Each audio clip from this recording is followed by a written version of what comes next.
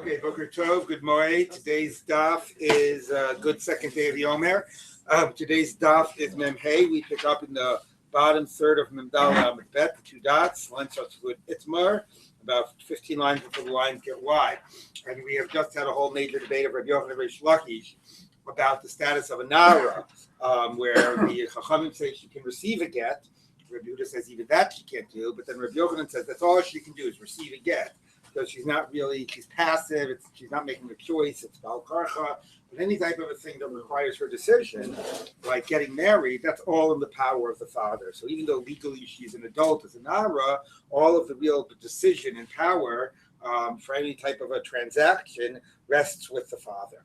Now we shift back to the case of the Ketana, which should be obvious. Ketana is not an adult, and so clearly any action she's going to do won't be meaningful. But today's daf, and even a little bit of tomorrow's daf, is going to deal with a scenario where this Ketana goes ahead and decides to marry herself off.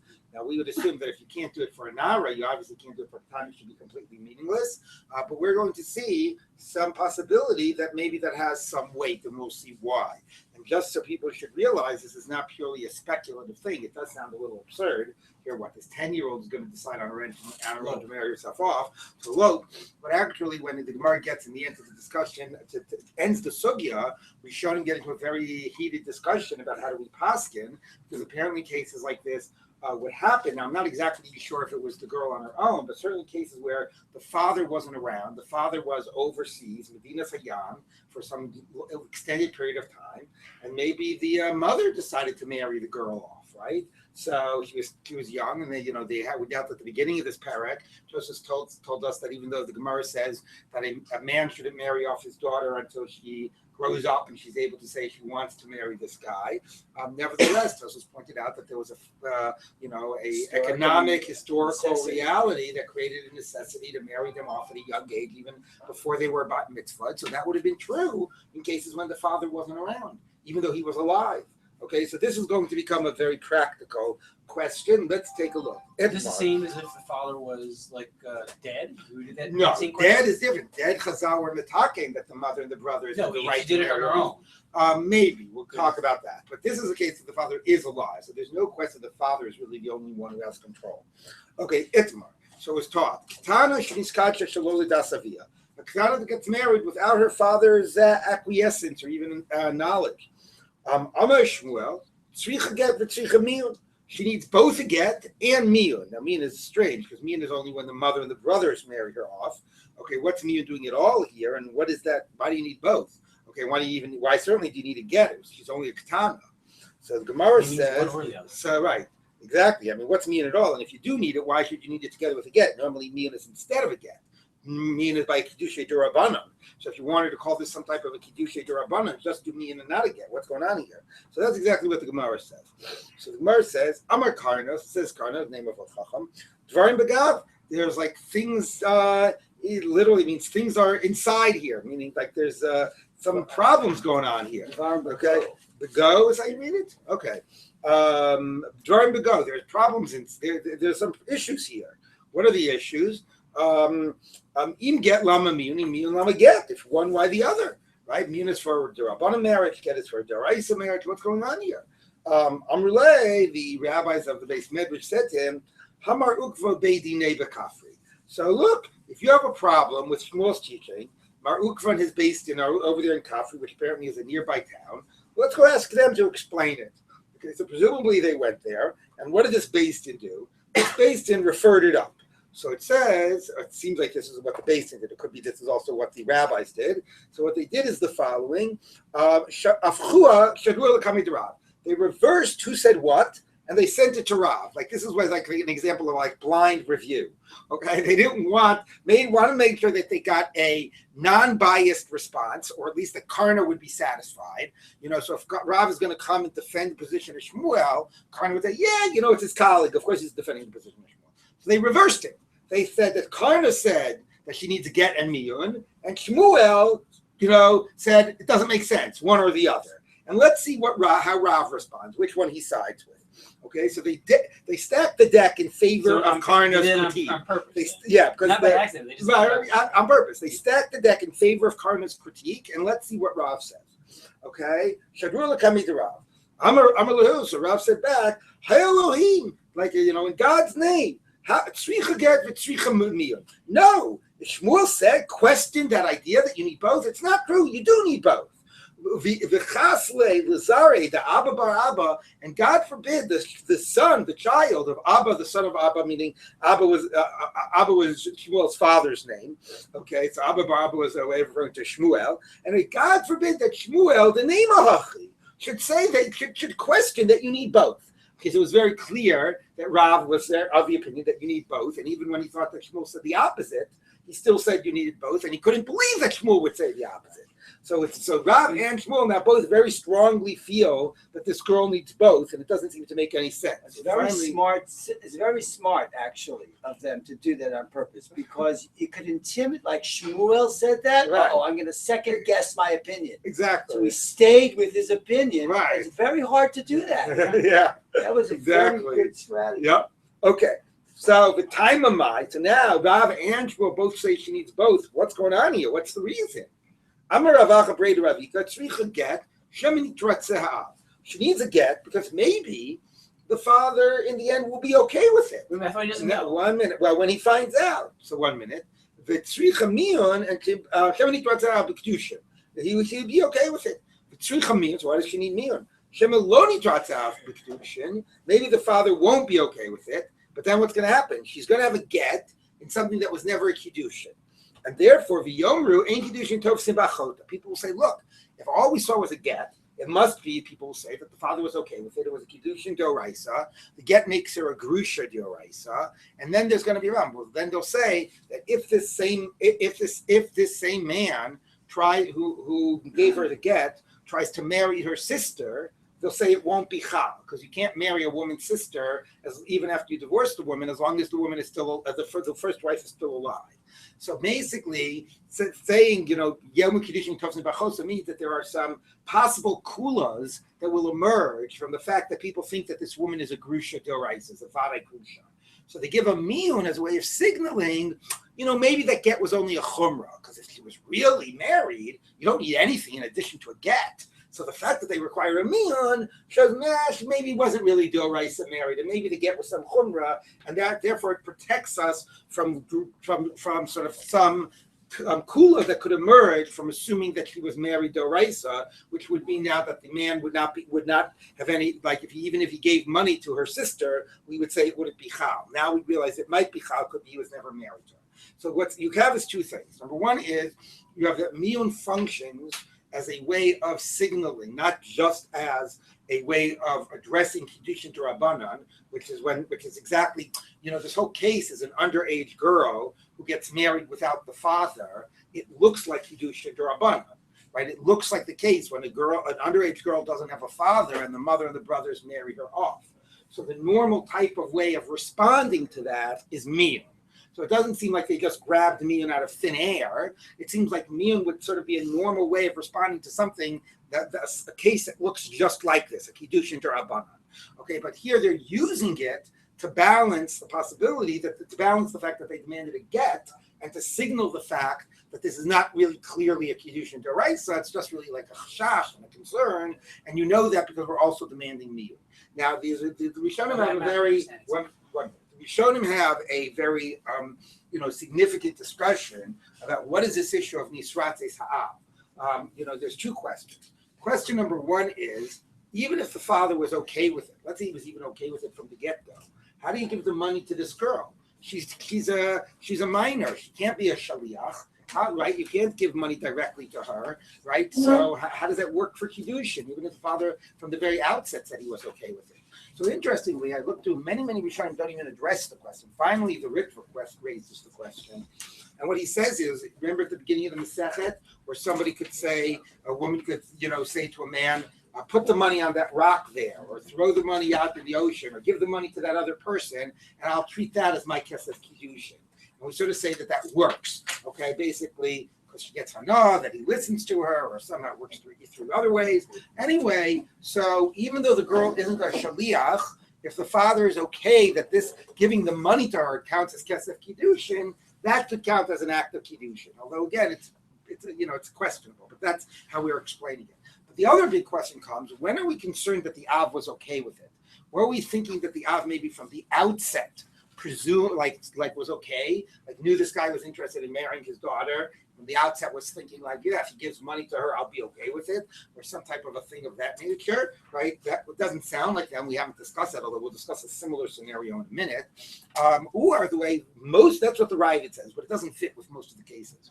The way most Rishonim say is when the father eventually, when he comes back and tells the father, oh, this guy gave me this Kiddushin money, then maybe he's okay. So the question is, what do you mean maybe he's okay with it? Let's see what his reaction is then. If he says, no, if he says, what are you talking about? I object, then it's no good. If he says he's okay with it, then assuming that he could be okay later, he says he's okay. What do you mean maybe he's okay? So they have to construct the scenario that he goes back and tells the father, and the father doesn't say anything initially. He's silent. So if he's silent, we don't know what he's thinking. And then maybe a day later or 10 minutes later, he says, I object. So the question is this objection something new? And initially your silence indicated that you were okay with it? Or maybe this objection indicates that you never were okay with it. So like they construct a whole scenario that's not in the Gemara. Like when was that moment that the father became aware and we think that he might have been okay? And even if he is okay later, why does it work for something that was done in the past? Right? So and they have to, well, maybe since she's okay with it and he doesn't have to give the money back, now that he's okay with it, when he finds out an hour later, now the money that's in her pocket, that becomes Kesef Kiddushin. Like it seems very, very far-fetched, right? I mean, not even far-fetched to think that maybe he is okay with it, but to think you have the appropriate mechanics to allow it to be an act of Kiddushin. So it really does seem very D'Rabbanan and a chash. It's hard to understand what exactly is the concern, and we'll see. We're going to have a position that completely rejects this. Yes. I'm not understanding what the point of view is. We don't want to marry your sister, then just give her again. You can't marry your sister. No. We're afraid that he'll think that if he were to marry the sister, would it be chal? It might be chal because it probably isn't a good Kiddushin D'Oraisa, and it isn't a good get D'Oraisa. So therefore we give. So to signal that it was only a very questionable Kiddushin and a get, you do a miyun. So he knows that if he gives Kesef Kiddushin to the sister is Suffolk Mikudeshes as opposed to Varayin and Mikudeshes.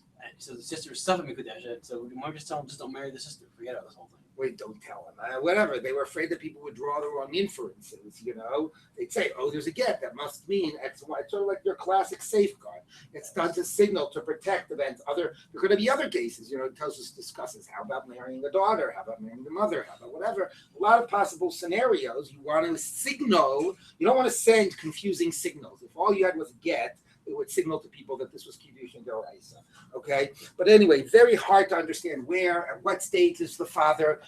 Do we think he's being Nisratzes? What is the mechanics? Where's the Kesef Kiddushin coming later? Why is the fact that she has Kesef Kiddushin acceptable if she's not an adult? You have all of these problems. Anyway, this is the position. And the irony is, or the interesting thing is, that both Rav was like shocked that Shmuel could have said anything less than he required both.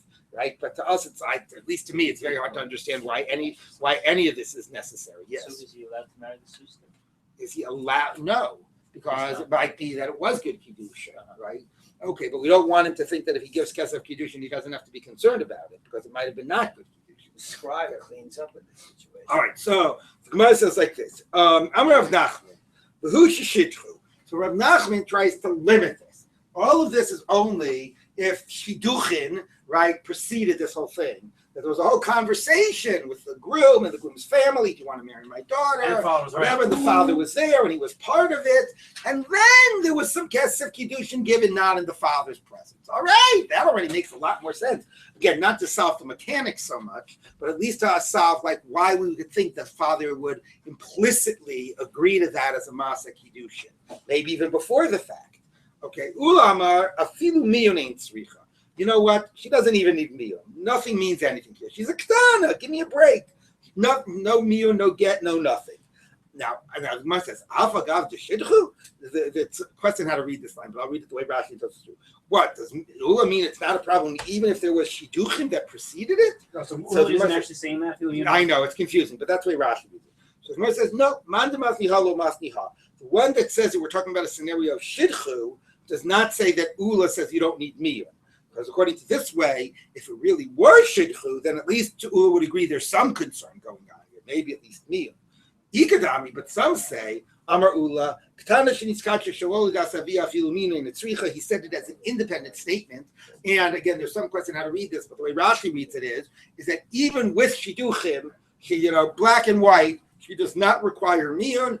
You don't need anything. So you go from needing both. I mean, needing both is really starting by needing a get and then needing a miyun to counterbalance the message sent by the get. Okay, but that's but at least to try to limit that a little bit to a case of shidchu. Okay, to Ula that says basically you don't need anything, and it's important to establish that the second statement might mean you don't need anything even with shiduchim, because I don't want to ruin the surprise, but I'll go ahead and ruin it. According to most Rishonim, we rule against Rav and Shmuel, and she doesn't need a get, and she doesn't need miyun, and the question is, well, what about a case of shidchu? Would that be different? So it's important to establish at least a reading of Ula, that when Ula rejects them, he rejects them even in the case of shidchu, that you don't require anything. Yes. So shidchu, like shidduchin, have some legal import, right? Well, not on themselves. They create a context for what other things might happen. Shidduchim don't do anything by themselves, but that just sets the scene so that it makes us question what the das was when a certain event happened. Mm-hmm. Think about a case of like a sukin boso inyan. You're a sukin boso inyan, you're talking about getting married, and then you give a ring without saying anything. So we can say implicitly that even though nothing was said, we understand that was given al das kiddushin. So it's not that the discussion has legal weight in itself. It creates a context for us to understand a later action, right? And therefore, how do we, what's the implicit meaning of that later action? So she's mekudeshet if they're standing under the chuppah and he doesn't say Hari after mekudeshet. Yeah. It actually could be worse if he says the wrong thing than not saying anything. Okay, I could tell you some stories about that. But anyway, moving on. Right, exactly. Moving on. Okay. Masiv Rav Kahana. Rav Kahana asks, the kulan imesu aminu on iskarshu or shenimtsu ilinis tzaratein mutarot. Now, you see, you can never get away from Yavamos. Okay, so remember the case of Tsaras Erva? A guy dies, the brother, he has a couple of wives. The surviving brother, is related to one of those wives. Okay, let's say it's his daughter, all right? Or it's his other scenarios. Well, let's say it's his daughter, right? Because his daughter could be married to his brother. That would be her uncle, okay? So now, because he obviously can't do Yibum with his daughter, that's an Erva, he doesn't do Yibum with any of the co-wives. He doesn't even eat chalitza. Everybody just walks away. Okay, that's the opening Mishnah in Yevamos. Now, let's say, however, that before his brother died, so before Reuven died, who was married to Shimon's daughter, Reuven divorced the daughter, or what's the other case? The Kulan Imesu, or the daughter died. Okay, you have.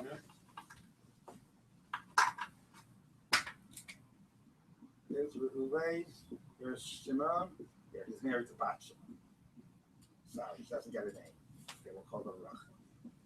Okay. Anyway, so if Reuven dies and then he's married to other people, okay, Abigail, a lot of other women. Okay. So anyway, if Reuven dies because it's his Mary, because he's an erva, everybody goes off free. But if before Reuven died, Rachel died, or before Reuven died, Rachel was divorced and she was out of the picture, then obviously he has to do Yibum or Chalitza with the remaining wives. Okay, that's the Mishnah. Okay, so the Kulan Imesu, if these ervas died, O Miyanu, or let's say it was only a Derabanan that she was married to Reuven, and that she did Miyun, okay, and we're going to have to discuss what's that scenario, O Niskarshu, or she was divorced from Reuven, O Shenimsu Ilinis, or she was an illness and never able to have children, and therefore was a Kiddushin Tos, so we're saying Mutarot, their co-wives are permissible, meaning and you can do Yibum or Chalitza with the co-wives. Now we want to understand what is the case of Miyun, right? Shimon, here she is, right? She is married to Reuven.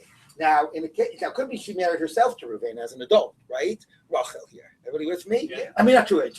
Yeah, to Reuven. But Miyun only works when a girl is a minor, okay? So how did she get married to Reuven with a Kiddushin Derabanan, and that Miyun is the relevant way of walking away if Shimon is still alive?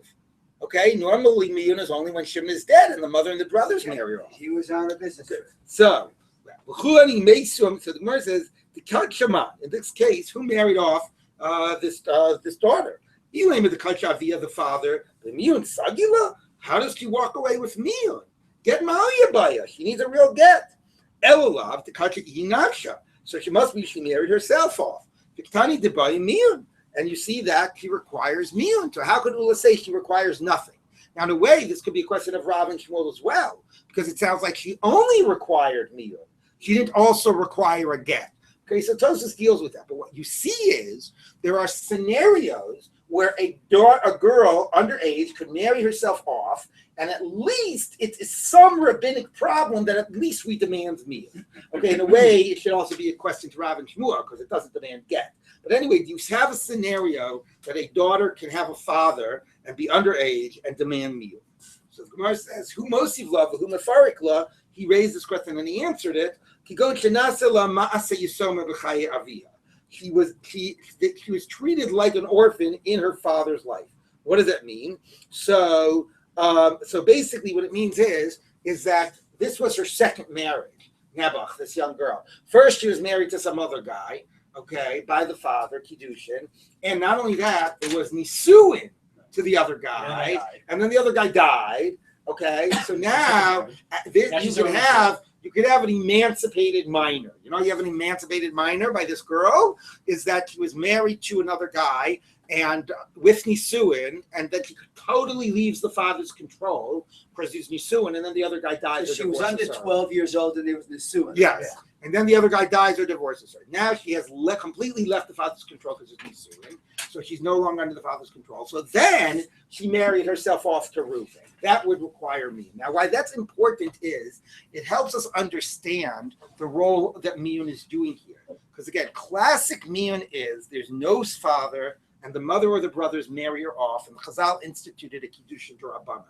What we are sort of saying is there could be other scenarios where this underage girl is married, but not married d'oraisa, and we will recognize it to a certain degree and require Miyun, the same way when her mother and brothers were married off. So one scenario is no mother and brothers. There's no father, or she's an emancipated minor. So if she's out of her father's control, she's out of her mother and brother's control, right? Because she went ahead and had totally got married to another guy. So all of her family is irrelevant to her, and she goes ahead and marries herself off. That's just like her mother and brothers married her off as a minor, and that would require Miyun.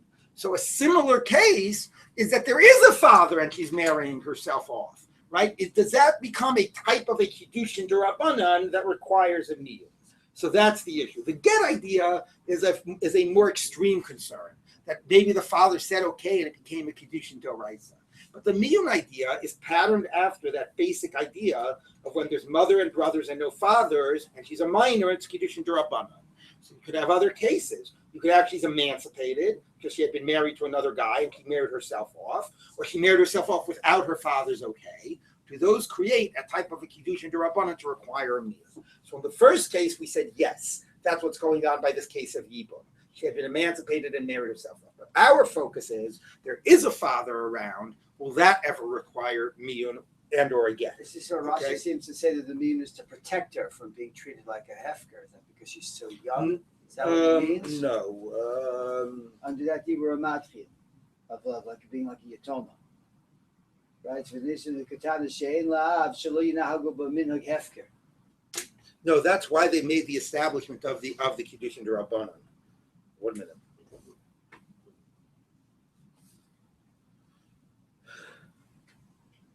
Sorry, Wait a minute. No, that's not the Miyun. That's why they instituted the whole Kiddushin D'Rabbanan when there wasn't the father. Okay. So now the Gemara says like this. Okay, so the Gemara says like this. Elalav. Okay. So Masi Tobachayavia. Okay. Masi Rav Hamnuna. So Rav Hamnuna asked, "Ein mocher lekrovim." So remember this. This is about the father selling his daughter off as a slave. So he cannot sell her to relatives, because the whole purpose of selling her as a slave, as a Hebrew slave, is to lead to the yiyud. So if he sold it to a relative, there can't be any yiyud. Why not? There can't be any Why not kiddushin. to Reuben? No. Well, a relative that there's no kiddushin with. Okay. Like his father. Yeah, exactly. Okay. Mishum Rabbi Eliezer Amru Mocher Lekrovim. Rabbi Eliezer says no, it's okay. You can have shifchus without being a possibility of yiyud. Okay. For Shavin, but they agree. shemochra almana l'kohen gadol grusha b'chalutza l'kohen hedyon. He can sell her to somebody that maybe it's usher to do kiddushin, but kiddushin could be chal. Okay, that would not be excluded, categorically excluded from yiyud. So can't sell to like his father, okay, because that's the father's granddaughter. But he can sell to if she's an almana or if she's a grusha, can sell her to a kohen, because there, even though kiddushin is usher there, it would be chal, so it's not seem like it's off the table, and therefore he can sell her as a shifra. But if she's an amana, you shouldn't be allowed to do that, right? What? If she's an amana, if she was married, then The kohen isn't allowed to. no. But then I thought he loses all rights there once she's an amana. Well, we're going to discuss that. Not if she's an almana from the Erison. Okay, so the Gemara says like this. Now, hi almana, but that's what exactly we're going to ask. Here's this daughter this guy selling off his daughter who's an almana. Heichi dami. How did she become an almana? Ilim kitch avia. So he married her. It was only Erison. So she's still under his control. And then the chassid died. Now she's an almana. So now he's going to go ahead and sell her as a shifcha to some other man. So if that's the case, mimatzi mazbin, how can he sell her? Right? There's different opinions about this, about whether he can sell her as a shifcha twice, etc. But anyway, the opinion the Gemara takes as the psak is, once he's married her, he's no longer allowed to sell her as a shifcha. Okay? So therefore, if he had married her off kiddushay d'oraisa, and then the husband died, now she's an almana, now we can discuss marrying her off to a kohen gadol. Okay, how can we have that discussion? He's not allowed to marry. He's not allowed to sell her off. How old is this girl? How old? Under 12. Okay. Otherwise, he couldn't be selling her or marrying her. Okay. Ella. So Ella the kaddish hinavsha. It must be you could have a scenario where he had not married her, but she somehow had married herself. Okay, you got the case. Meaning, in order for him to be selling her as a shifcha, and she's an almana and a grusha, if we assume he can't sell her after he married her off, then the only way she could have been previously married, and there's a father here. It's not like the father is dead, right? The only way this minor could have been previously married with her being a father, and the father has not married her yet, himself had not married her, would only be if she had married herself off. So you see, it's possible for a girl, an underage girl who marries herself off, that at least it's kiddushin d'Rabbanan. Okay? So the Gemara says, Ella, the kaddish hinavshi, she made herself off. Kari le almana. You're calling an almana. You could ask the same question about grusha. Amar Rav Amar Amar Rabbi Yitzchak. Hacha b'kiddushay yiyud v'alibed Reb Yosef Reb Yehuda. Amar Mas Rishonos Lav Kiddushin. Okay, so that should all be clear because we learned that before. So now, what it means is here's what happened. He did marry her off before. It is kiddushin d'oraisa, but he didn't marry her off directly. First, he sold her to guy number one. Okay, and guy number one did yiyud with her. Turned that sale into kiddushin, and then guy number one died or divorced her. So now she's an almana or a grusha. Now he wants to go ahead and sell her to guy number two. So you say, well, you're not allowed. You can't sell her after you already married her once before. So he says, I didn't marry her off once before. I sold her once before. So I can sell her a second time after selling her a first time. I can't sell her after marrying her off, but I can sell her after selling her. Okay, so kiddushay yiyud means the first marriage came through a sale, not directly through kiddushin. And then the guy died or divorced. What? But it ended in marriage. He did yiyud. Okay, he sold her to guy number one. Guy number one actually did yiyud and turned it into a kiddushin. And then guy number one died, so she's a grusha d'oraisa. I mean, an almana d'oraisa. Or guy number one divorced her. She's a grusha d'oraisa. But it came through yiyud, not through kiddushin. Yiyud implies nisuin? Well, yiyud is turning the kesef mechira into, no, it wouldn't be nisuin because she's still under the father's control. It's erison. He turned the kesef mechira into kesef kiddushin. Okay. Well, actually, we'll see what he did in a minute. But he turned the mechira into a kiddushin. All right. Everybody got the case. Okay, so now we can't sell her. So now he can sell her to guy number two because that's shifchus achar shifchus. It's not shifchus achar ishus because the first sale had started off as a sale of her as a shifcha, not as a sale of her. So even though he turned to you, it's still not considered ishus. Exactly. The father didn't do that, right? Right. So b'kiddushin yiyud, and it's a libud Reb Yosef Reb Yehuda the Amar. Most of Rishonos Lav Kiddushin you do. When the first guy who bought her turned it into kiddushin, did yiyud, it did not turn the original money that had been paid to the father into kesef kiddushin, because then retroactively we would say that the father had been mekadesh her. What it did was he was mekadesh her with the remainder of the service that she owed him. Okay, so people get this. So here we have Okay, Reuven goes ahead and we'll just call it guy 1 and guy 2. Guy number 1 and guy number 2. So the guy number 1, he goes ahead and sells her as a shifcha. Okay. Then guy number 1 does yield. So now it's Kiddushin Doraisa. That becomes Kiddushin Doraisa. Kiddushin Doraisa. Okay. Then guy number 1 dies or divorces her. So now she becomes a Grusha or an Almana Doraisa. Okay. Almana Doraisa. And now this guy number 2 happens to be a Kohen Gadol. Kohen Gadol. Okay. So now Reuven, since it was only Kiddushin, she's still a Ketana. There was never any Suin. She goes back to being under Reuven's control. Okay. And then now Reuven goes ahead and Reuven now marries her off to guy number 2. So that's a case of Almana to a Kohen Gadol. Marries her or sells her? No, marries her. So, and he's allowed to do it because it's Kiddushin Right. after Shifchus. Okay? He first sold her as a Shifcha, and now she goes back to him and he's marrying her off. She's still a minor. That's Kiddushin after Shifchus. But that only is true if this does not retroactively turn into an act of Kiddushin. So when he does Yiyud, if the Yiyud would turn this money that was given, because when he sold her as a Shifcha, he paid money. Right? He paid money. Right. So if the Yiyud would turn that into an act of Kiddushin, then it would be I'm sorry, he doesn't do Kiddushin, but excuse me, I said Kiddushin to guy number 2, excuse me. So Right. there's a Shifchus. It's Shifchus to guy number 2. Okay, so, but it's a Shifchus that has an Isser Kiddushin. Okay, anyway, so if this turned this into, if when he did Yiyud, this turned this money into Kesef Kiddushin, he couldn't sell her as a Shifcha because it's Shifcha after Kiddushin.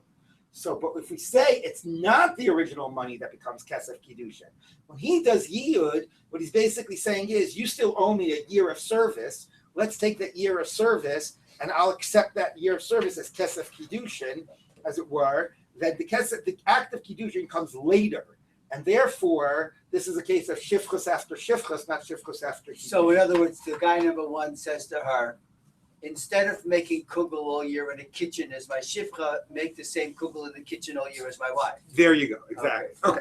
Anyway, bottom line is that what we're saying here is that this case, what the important thing is that the idea is, can you take this concept of miyun, of kiddushin d'Rabbanan, and transfer it to cases where it's not the mother and brother marrying off this minor, other cases of a minor being married. So one case is she marries herself off when she's emancipated, that we discussed. And the other case is she marries herself off when there is a father. How much does that require me?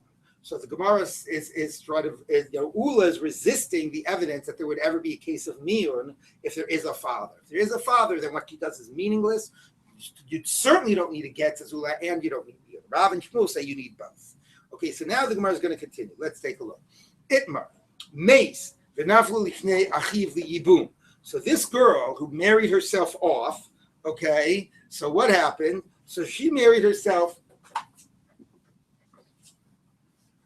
okay, so here's the dad,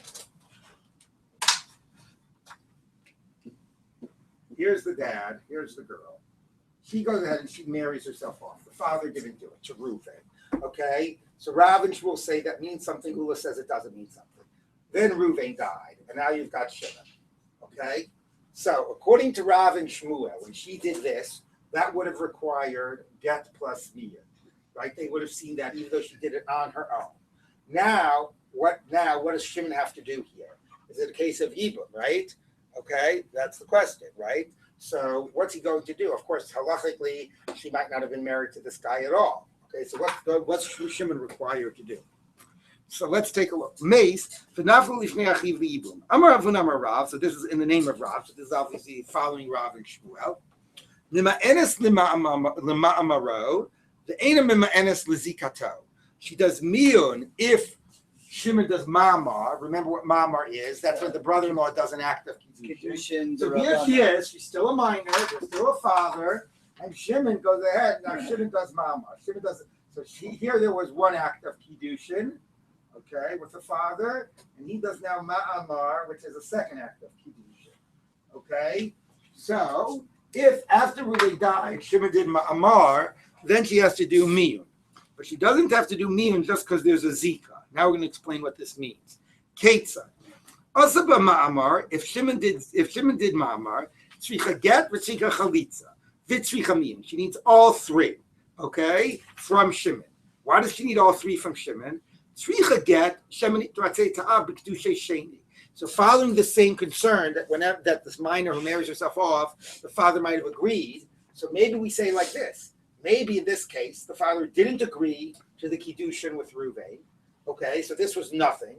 But now that Shimon did a mamar, he did agree to the Kiddushin of Shimon. Okay, so if he agreed to the Kiddushin of Shimon, Shimon has to give her a get now. Everybody with me? If she really was married to Reuven, okay, anyway, I'm not going to deal with hypotheticals.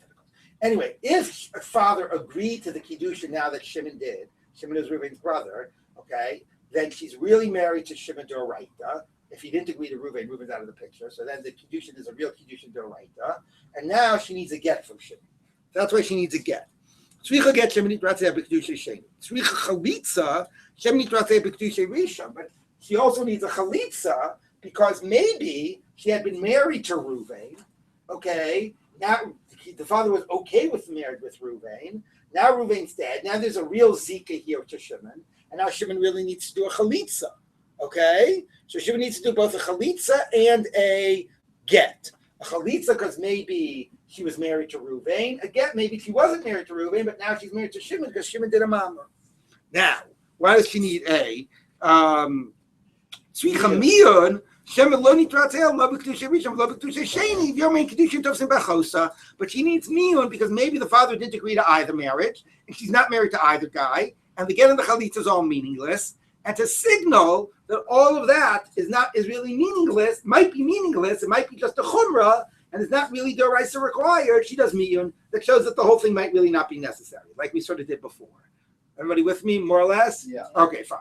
Lo asaba mamar. Now, if Shimon did not do mamar, did not do a kiddushin, okay, what are we left with? Ain't a tzricha chalitza bilvad. She only needs chalitza. Because what are the two scenarios? One is the father was okay to her marriage to Reuven. Okay, then there's a zika now to Shimon, so he does chalitza. Scenario number two is the father wasn't okay to her marriage to Reuven, so then Shimon's out of the picture. So if there is no mama, the only thing relevant for Shimon to do is chalitza. Now, Maya Marta, you should say 1 minute, maybe chalitza isn't enough. Tibayinami miyun. Let's say that with the chalitza, she should need miyun, because remember, the role of miyun here is to signal that this stuff might not be necessary, right? So even if Shimon is just doing a chalitza, do a miyun, Shema Yomi Kiddushin tovsim b'chosa, because people will say, oh, chalitza, then she was really married to Reuven, and if she's merely married to Reuven, and then there's a real zika to Shimon, and there's just chalitza, people will think now that if Shimon tries to marry her sister, it's not chal. So maybe you need to do a miyun to signal that the chalitza here might not have really been necessary. Okay? That would be the question. But says, no, that's not a problem. Everybody knows, I'm sure everybody who knows, that even though Kiddushin is in Tofes by a wife, by a wife's sister, even an ex-wife's sister, but if it's a chalutza's sister, Kiddushin it does work deraisa. Only rabbinically is it forbidden. The Amar Reish Lakish, because Reish Lakish says in Yevamos, in a case that we don't have to get into, Kan Shana Rabbi, from this Mishnah, Rabbi teaches us, a Mishnah over there in Yevamos, Achos Grusha Midaraisa, that the sister of a divorced wife is Daraisa Aser, and therefore the Kiddushin doesn't take effect. Achos Chalutza, the sister of a woman that has only had Chalitza, so that's only forbidden rabbinically, and Daraisa it would take effect. Okay, so if there was only Kiddushin to Reuven, and Shimon did nothing. So now Shimon, if this wasn't a good Kiddushin, the father was not okay with it, he does nothing. If it was a good Kiddushin, he does Chalitza. So all he has to do is Chalitza. So the question is, have him also do Miyun to demonstrate that the Chalitza might not be required. And the answer is, well, the whole purpose of demonstrating that something might not be required was so people don't get confused that maybe marriage to the sister, would not be chal. And here, since it's only Shimon's chalutza, everybody understands that if Shimon were to try to marry the sister, it would take effect. So there's no need to signal that the chalitza is a questionable chalitza. All right, it's a little confusing, but you get the idea. All right, anyway, bottom line is that was a way of applying this case to a case of Yibum. But we're back to Rav, and Shmuel says this girl requires a get and miyun. Miyun is to signal that the get isn't necessarily required or might not be required. And in the case of Yibum, right, there's different scenarios of whether you require all three, get chalitza and miyun, or whether you require just chalitza. Now the Gemara says the following. Hanu beitrei, the havukashasu chamra, two sitzifi. There were two people that were drinking some wine underneath, like a, Rashi says, like some type of a awning. Bebavel, in Bavel. Shako chad minayu kasat the chamra. One of them took a cup of wine. Yoiv leil chavre, gave it to his friend. Amar, and he said, Mikachli barteich libri. Let your daughter be married to my son. Okay, so there they were. They were on a grand old time drinking wine, and he gave him a glass of wine and said, here, with this wine, let your daughter be married to my son. Amar Ravina. Even when you say, if the girl marries herself off, we're afraid that the father might have been okay with it. Okay, so here, of course, it was the flip. The guy was accepting the wine for his daughter. He was empowered to marry off his daughter. But the guy who gave the glass of wine was marrying for his son. He had not been empowered to do that for his son. But let's say, well, maybe when the son finds out, the son will be okay with it. And maybe the same way we said before, the father would be okay and retroactively return the daughter's act into a meaningful act. Here, maybe afterward, the son will be okay and it'll turn the father's act into a meaningful act when he acted on behalf of his son. No. So it says, Vishmamina, I'm sorry, so the Gemara says, even according, if you say that we're concerned the father would be okay with the daughter's act, we don't say we're concerned maybe the son found out and he became okay with it. Why? So anyway, let's see what Rashi says why. That the father did marry for the son without the son's input or awareness. Lo amrina, we're not afraid that the son became okay with that. The father has a lower standard, being okay with some act that the daughter did to marry herself off, because fathers are trying to get their daughters married off. Okay, and it seemed more that women will settle. Okay, but a man, he wants to be very discerning and exacting about who he's going to marry. Okay,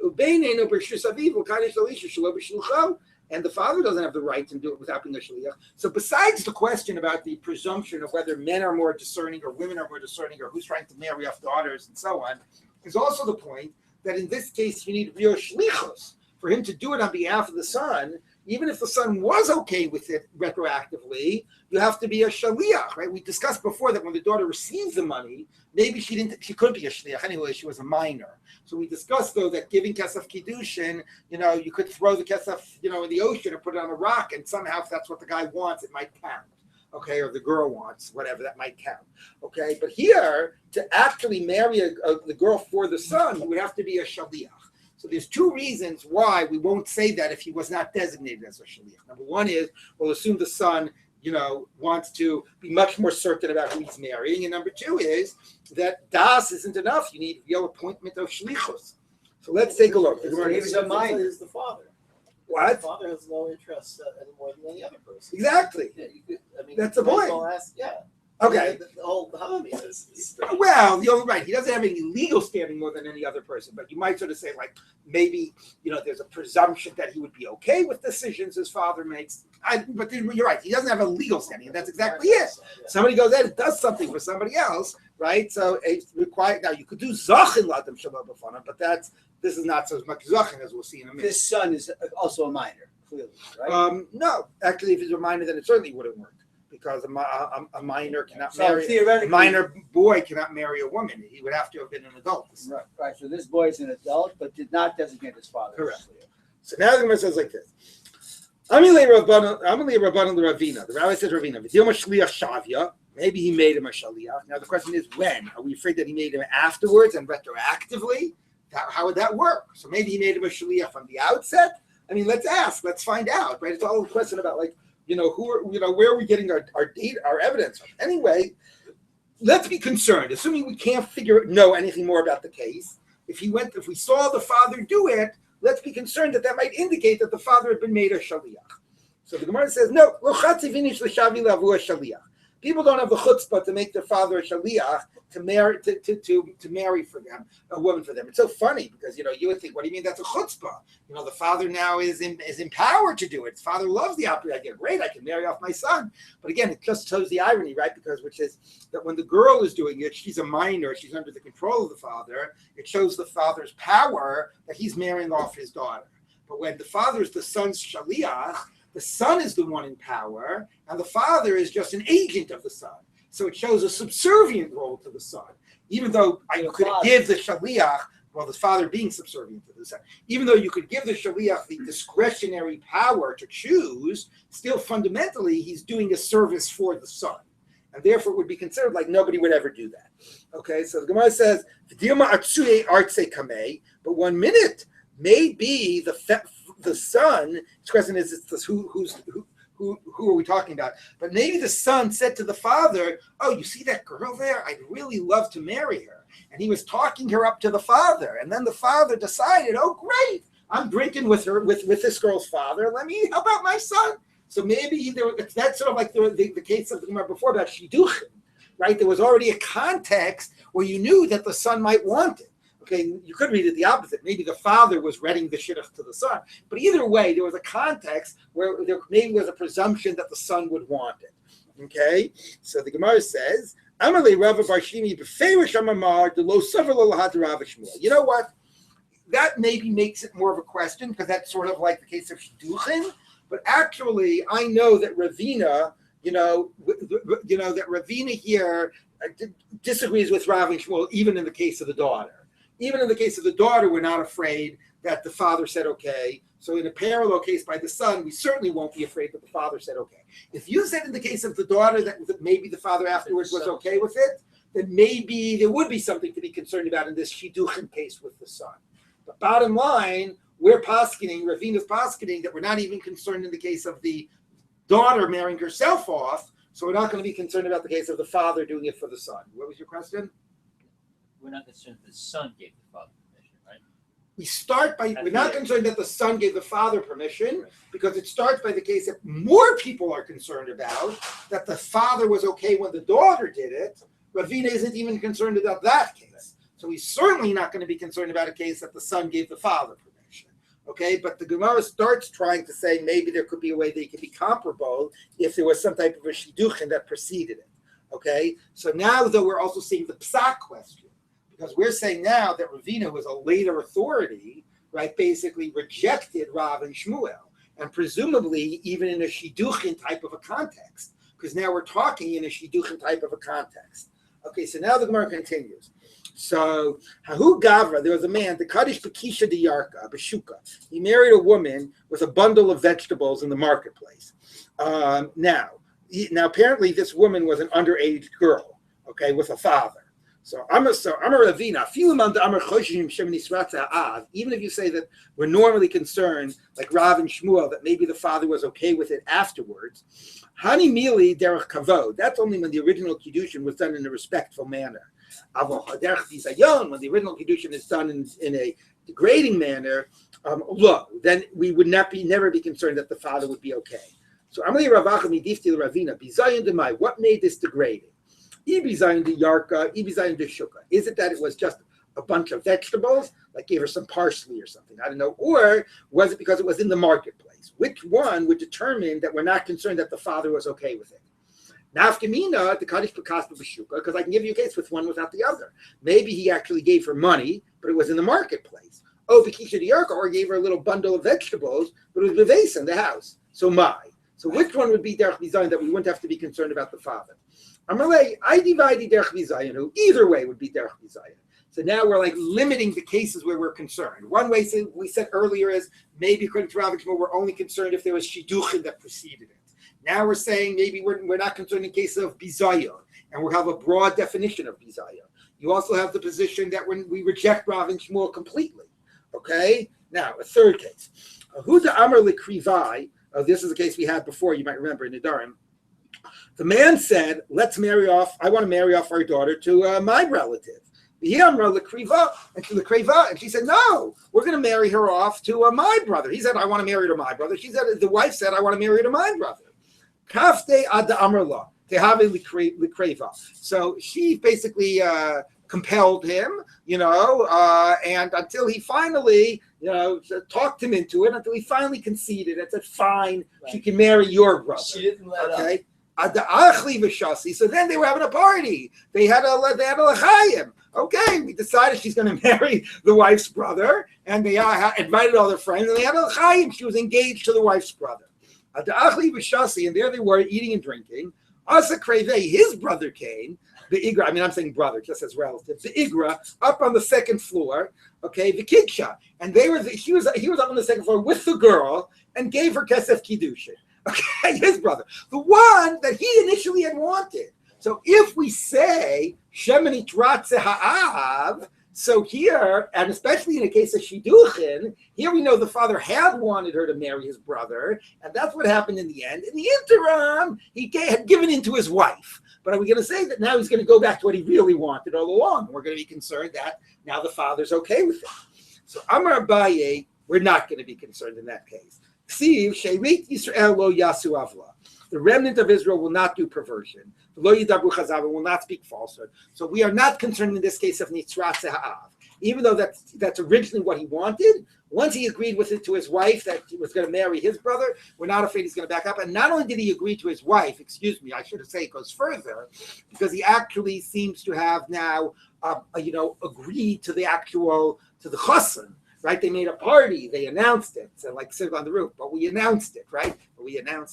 Okay, anyway. So once actually he had made the promise and maybe even made it public the promise, he's not going to go back. So we're not now afraid that he was going to agree to what she did with his brother. Rava Amar Chazaka Inanam Torech Besuda Mafsida. No. It wasn't just that he made the promise and announced it. They had a party.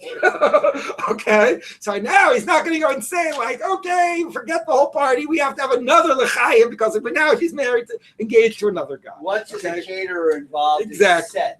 Right. Maybe now, what's the difference? They made the announcement, but they didn't yet have the party. Okay. So that would be the case about, are you concerned now it's in Tratav? Anyway, so the sugya ends with the question about, we're going to have a very related sugya in a minute, but this sugya ends with the question about how do we paskin? Do we paskin that we're afraid the father said okay afterwards, and then only limiting it to cases where there was shidduchin, where it wasn't derech bizayon, etc.? Or do we paskin sort of like Ula and Ravina, who basically said we completely reject Rav and Shmuel? Okay, so if you look at Tosfos says Befer Shamamar Lo Srila de Shmuel. Okay, and Tosfos says like this. If you go like 5 lines down in Tosfos, the first of the narrow lines, he says. Upasik Rav Alphys, the Rif, B'She'iltos Rav Achai, the Hilchos Ravina. We rule like Ravina. Du Basra, he was the later authority, the Sofo Ra, the very end of the Gemara period. Haya, Rabbi Barshimi Nami B'Sabar Kavasei V'Lo Chayshin Shemin Yisrat Ha'av. You're not concerned with it. Vein Sarach Lo Get Lo Miyah. The Afilu Shidchu. Okay, because that was the most, anyway, we sort of, by discussing the son and the father doing it on behalf of the son, we were talking about like a type of a shidduchin scenario, okay? And it sounds like in the end we're saying we're not concerned with about it, even in the case of shidduchin, we're never concerned, okay? And then he says like this, now I'm going to skip a little bit, he says like this. Now he says like this. The